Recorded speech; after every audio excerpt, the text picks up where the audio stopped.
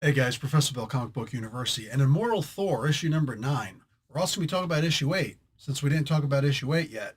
Anyway, these were pretty damn good. Now, there's some changes that were made to the history of Thor, which I am not a fan of, even just on principle alone, that doesn't fully explain like how I feel about it.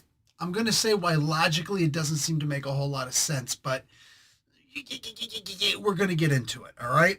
Anyway, also, Thor hit somebody he absolutely should not have hit, which actually bothers me a lot. Let's get talking about this. So, this is, it's called The Land of Lost Content. I really like that name. I really like where they're going with this.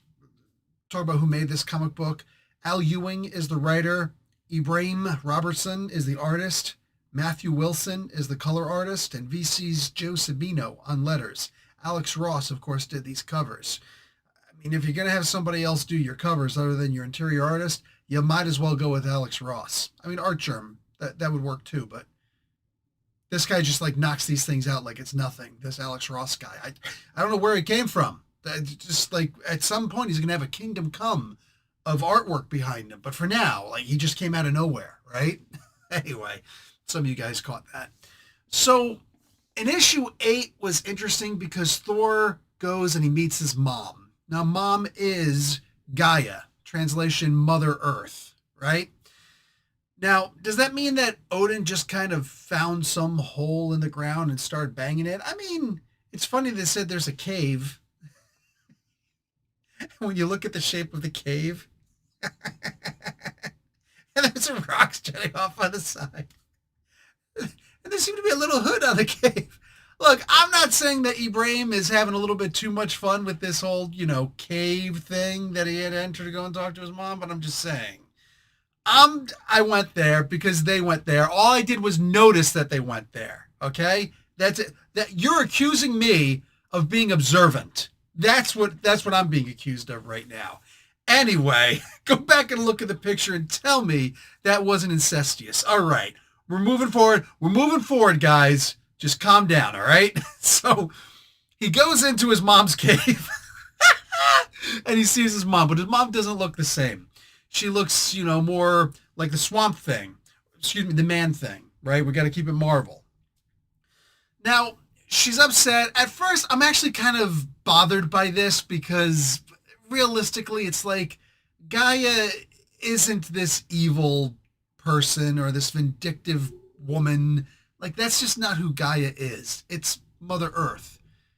At best, you could say that she's kind of not irreverent, but kind of like distant and cold, right? Like, this stays away, but she's still supposed to represent what Mother Earth is, what the human understanding of Mother Earth is. And here she's more like, I'm going to get revenge on these humans, or it's not my fault. I'm doing what they're asking for. They're ruining my world. They're ruining this world that I've sworn to protect, so I must punish them. Mother Earth is the earth.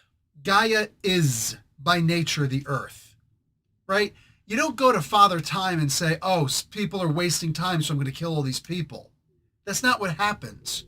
You kill the earth, then Mother Earth is supposed to say, my humans, I love you all so much.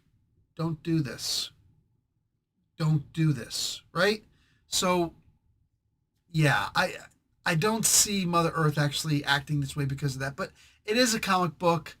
There's got to be some action. They're already inside their mother's hole. There's plenty of action, right? I could just see Nia Jax right now. My hole, oh, my hole. Um, too much fun with that.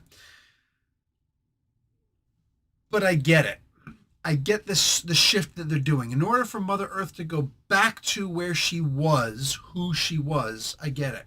I also love the idea that in the beginning of all this, we're talking about, Al Ewing is talking about how we all fear our mother's wrath, right? This isn't just some thing. And unfortunately, there's a lot of people who really don't understand this, right? You can understand it by reading the Bible. I'll tell you that. You can understand this greatly by reading the Bible. And there's also a lot to do with psychology that comes off on this play.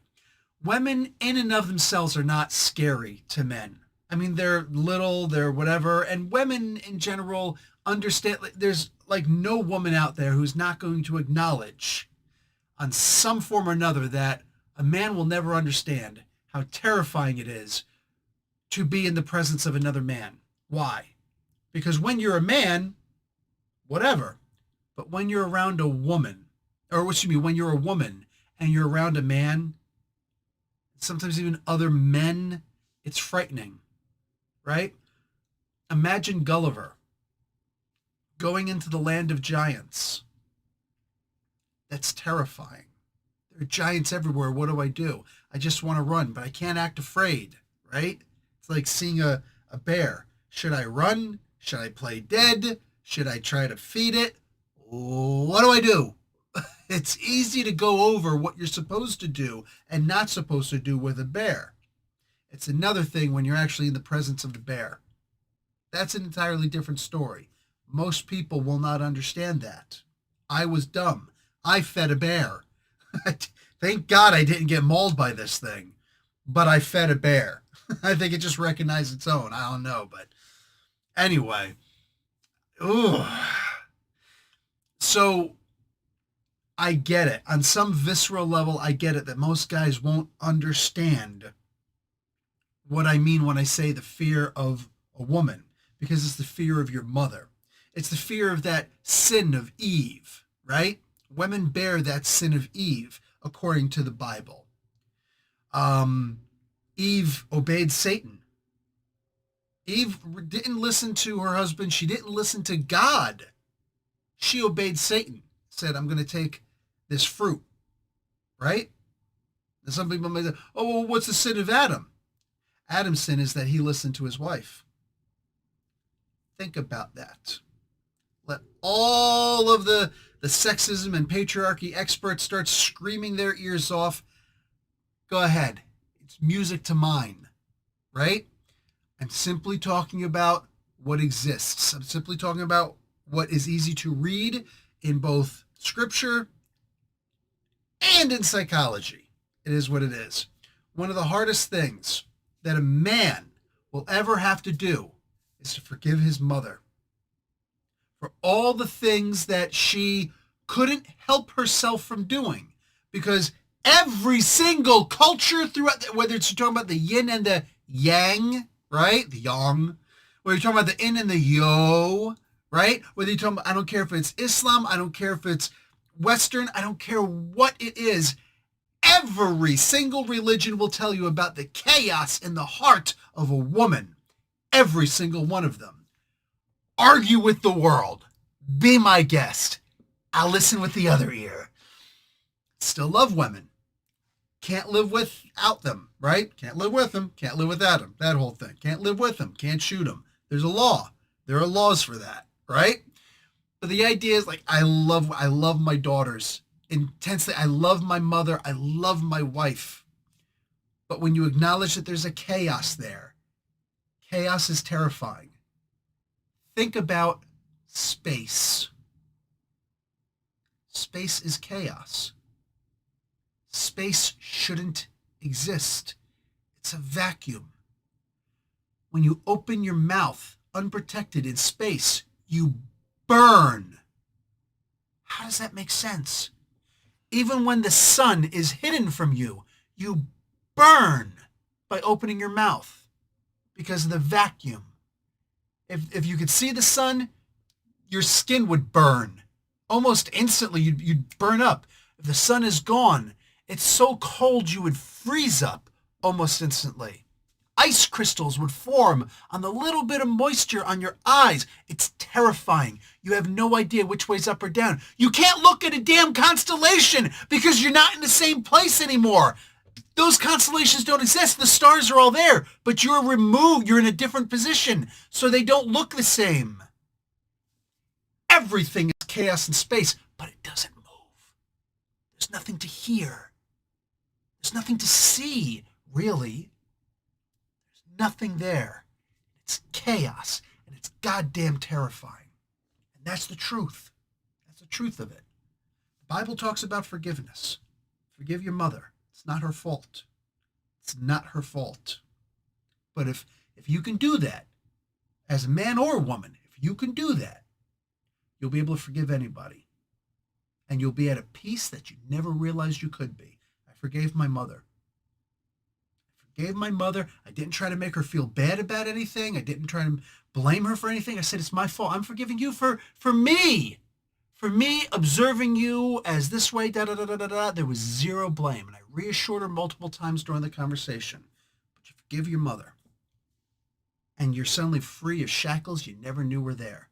And suddenly, dealing with all the women in your life, dealing with women who are strangers, who might, like, what are you looking at? Whatever. It's the easiest thing in the world to deal with. Because the only thing that you really fear, that primal fear, is the fear of your mother. It's the strangest thing in the world, right? But men know not to hit their mothers, right? No matter what, you know not to hit your mother. If you hit your mother, that going to prison for hitting your mother, that's like hurting a child. You'll get messed up in prison. I've seen it. I've seen the results, I should say. Thor hit his mom. Thor threw Mjolnir at his mom. You don't hit your mom. You can't forgive your mom if you're that dead inside. If you're that cowardly, I should say, that you can't forgive your mom, it says something about you. You hit your mother, that says something else. Thor hit his mom. Al Ewing's got a lot to work out. He's got a lot to work out himself. You never lay your hands on a woman. Never do something like that. Some people say, yeah, but remember what I said about forgiving your mom? I mean it. You understand the world through different eyes, through unclouded eyes. Forgive your mother, you'll never feel the need to hit a woman. It'll never cross your mind. Not even occur to you that the only way out of this is, nope, it'll never even occur to you. Strangest thing. It's almost miraculous.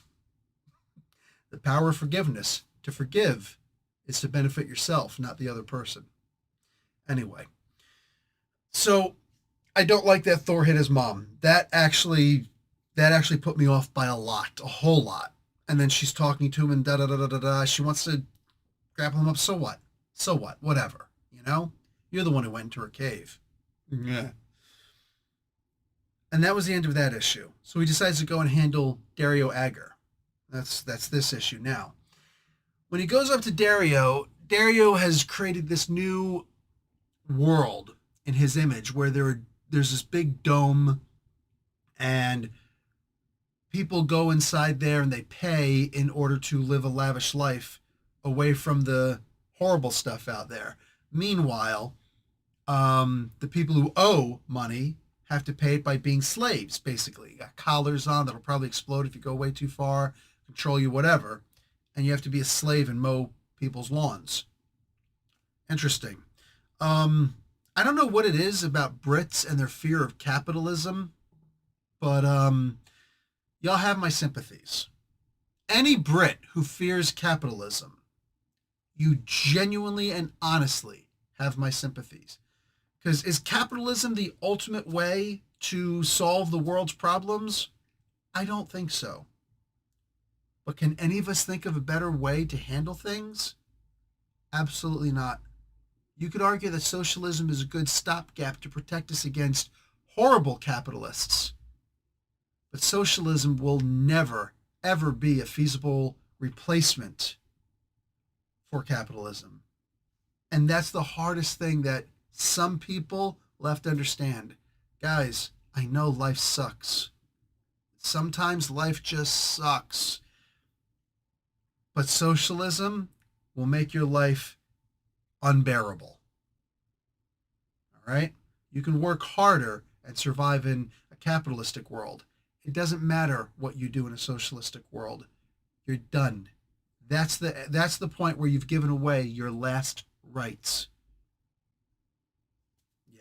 So I don't agree with this take that Al Ewing is doing. A little too SJW-ish for me. Not quite. Close enough, though.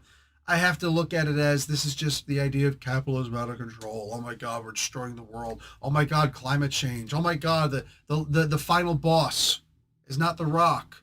The final boss is actually Greta Thunberg. Oof, I don't know if Thor can overcome her. Anyway, so there's if you read into the comic book too much, it's going to get annoying. But when you just look at it in general, it's pretty fun. Again, I will never like that. What's his name? The Executioner is out of Valhalla and is now a bad guy again, of all things. Of all things.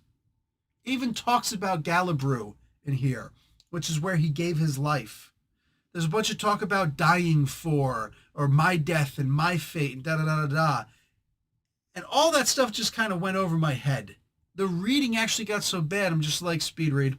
Okay, da-da-da-da-da-da, fates and da-da-da, okay, speed read. It just got to the point where I'm like, I'm actually not enjoying what they're saying to each other. And Thor has always been a wordy book. But when you're trying to get in your beliefs that will go against someone else's beliefs, your words start to get annoying because you're not thinking at this point. You're simply reciting. It's very hard to have an argument because it's a one-sided argument when you're writing a book or putting across a lecture or something like that, especially since this is not a book where it's filled with words. It's word bubbles, word balloons, right? So trying to get your point across in a comic is going to take a lot more effort than a little whatever they're doing here, right? A book, you might be able to convince me of your point. You should probably have a contrary point so that you can destroy that contrary point and try not to straw man it. That's just frustrating, and most of us can see through that in a heartbeat, right? So I would consider other than that. That being said, the idea that Executioner's evil now and he's got Thor's axe. Interesting. Very interesting. The art in this, Ibrahim Robertson, if he made one mistake in the art, it's this.